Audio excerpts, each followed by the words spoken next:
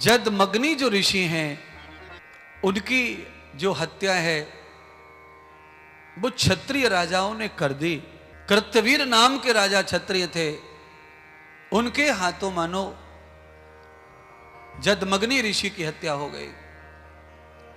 जदमग्नि ऋषि के यहां भगवान विष्णु ने अवतार लिया था परशुराम का।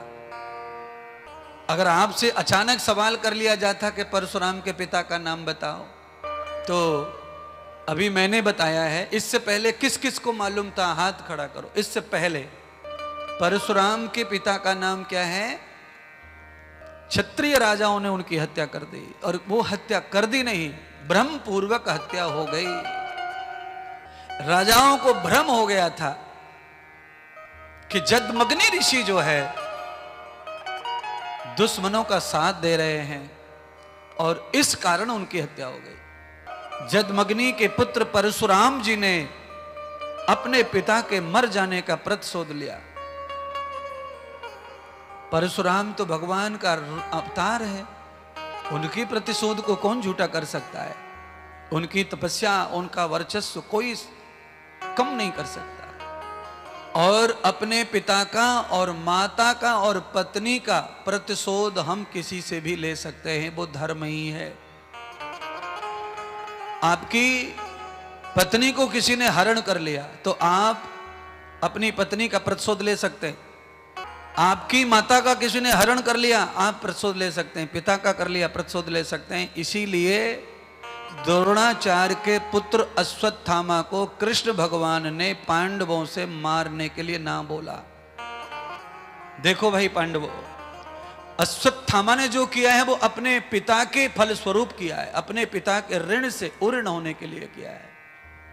क्योंकि अश्वत्थामा द्रोणाचार्य का पुत्र है, और उसके पिता को अगर किसी ने मार दिया है और वो जिंदा घूम रहे हैं, तो पुत्र का धर्म है कि अगर वो प्रतिशोध ले तो अपने पिता के दुश्मनों को वो मार सकता है, वो उसका अधिकार है। वैसे एक पक्ष है ये। दूसरा पक्ष है कि मृत्यु तो भगवान के हाथ में है, पर हम प्रतिशोध ले सकते हैं अपने माता पिता पत्नी का, देश राष्ट्र का। राष्ट्र माने माता।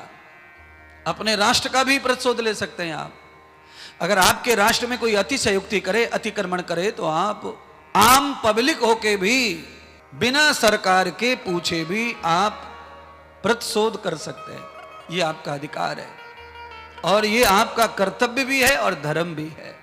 राजा सोमकांत को भृगु ऋषि ने कथा का दर्शन कराया। महाराज परशुराम जी ने व्रत ले लिया, संकल्प ले लिया कि मैं क्षत्रियों को धरती से नष्ट कर दूंगा। मेरे पिता के लिए क्षत्रिय राजा सब इकट्ठे होके आए, मेरे पिता को मार डाला, तो मैं समस्त राजाओं को जो है छोड़ूंगा नहीं, और राज्य नहीं छोड़ूंगा। तो क्षत्रिय विहीन करने का संकल्प परशुराम जी ने धारण कर लिया।